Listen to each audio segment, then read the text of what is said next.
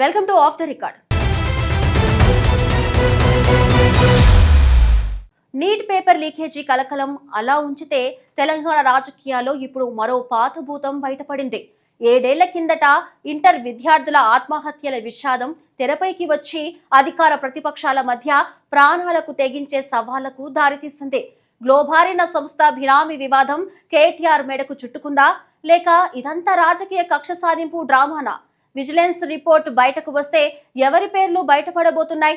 ఈ ఉత్కంఠ భరిత రాజకీయ పరిణామాలపై మన స్పెషల్ స్టోరీ. Let's watch.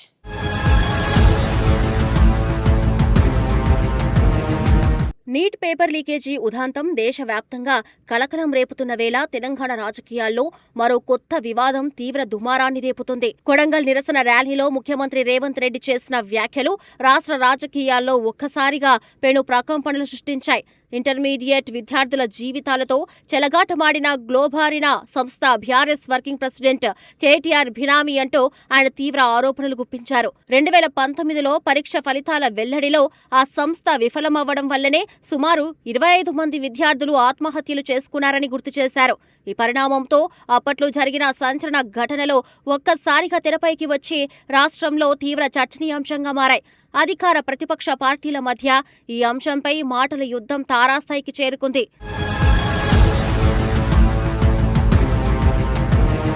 ముఖ్యమంత్రి చేసిన సంచలన వ్యాఖ్యలపై బీఆర్ఎస్ నేత కేటీఆర్ సోషల్ మీడియా వేదికగా తీవ్రంగా స్పందిస్తూ తిప్పికొట్టే ప్రయత్నం చేశారు. గ్లోబారిన సంస్థతో తనకు ఎలాంటి సంబంధం లేదని స్పష్టం చేస్తూ ముఖ్యమంత్రి తనపై నిరాధార ఆరోపణలు చేశారని మండిపడ్డారు. తన ప్రతిష్టను దిగజార్చేలా మాట్లాడినందుకు రేవంత్ రెడ్డి వెంటనే బహిరంగ క్షమాపణలు చెప్పాలని ఆయన డిమాండ్ చేశారు. లేని పక్షంలో తాను చట్టపరంగా పరువు నష్టం దావా వేయడానికి కూడా వెనకాడబోనని హెచ్చరికలు జారీ చేశారు.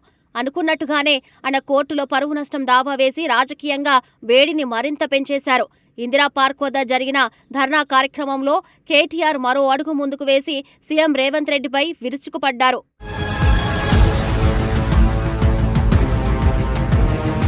ఇందిరా పార్క్ వేదికగా జరిగిన నిరసన సభలో కేటీఆర్ రేవంత్ రెడ్డిపై తీవ్ర స్థాయిలో ధ్వజమెత్తారు. అప్పట్లో జరిగిన తప్పులతో తనకు ఏమాత్రం సంబంధం ఉందని నిరూపిస్తే ఉరితీయాలంటూ సవాల్ విసిరారు. ఈ సవాల్ రాష్ట్ర రాజకీయ వర్గాల్లో తీవ్ర కలకలం రేపడంతో పాటు ఇరు వర్గాల మధ్య ఉద్రిక్తతలను మరింత పెంచేసింది. దీనిపై సీఎం రేవంత్ రెడ్డి తనదైన శైలిలో సెటైరికల్ గా స్పందిస్తూ ఘాటుగా కౌంటర్లు వేశారు. పరువు ఉన్నవాడు వేసేదే అసలైన పరువు నష్టం కేసు అవుతుందని, కేటీఆర్ వేస్తే దానివల్ల ఎలాంటి ప్రయోజనం ఉండదని ఎద్దేవా చేశారు.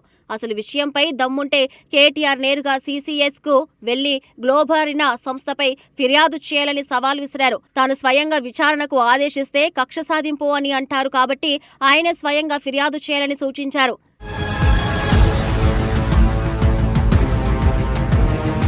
కేటీఆర్ కు చేతనైతే సీసీఎస్ లో ఫిర్యాదు చేయాలని, అప్పుడు తాను వెంటనే సమగ్ర విచారణకు ఆదేశిస్తానని ముఖ్యమంత్రి స్పష్టం చేశారు.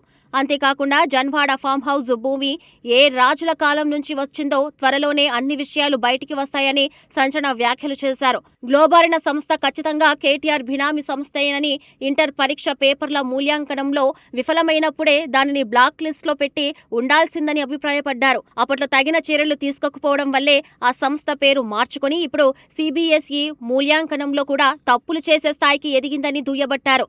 ప్రస్తుతం గ్లోబారిన సంస్థపై అధికారికంగా విజిలెన్స్ దర్యాప్తు కొనసాగుతుందని స్పష్టం చేశారు.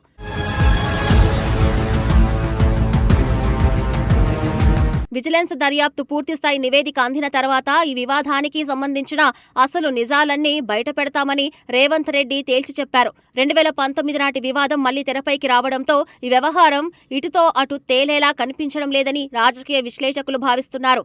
ముఖ్యమంత్రి స్వయంగా రంగంలోకి దిగి ఈ అంశాన్ని సీరియస్ గా తీసుకోవడంతో రానున్న రోజుల్లో రాజకీయ పరిణామాలు వేగంగా మారే అవకాశం ఉందంటున్నారు. కేటీఆర్ మాత్రం తనపై వస్తున్న ఆరోపణలను పూర్తిగా ఖండిస్తూ విచారణకు ఏ రూపంలోనైనా సిద్ధమని ధీటుగా బదిలిస్తున్నారు. అప్పట్లోని లోపాలతో తనకు ఎలాంటి సంబంధం లేదని చెబుతూ విపక్ష నేత చేసిన ఉరిశిక్ష సవాల్ ఇప్పుడు రాజకీయ వర్గాల్లో హాట్ టాపిక్ గా మారింది.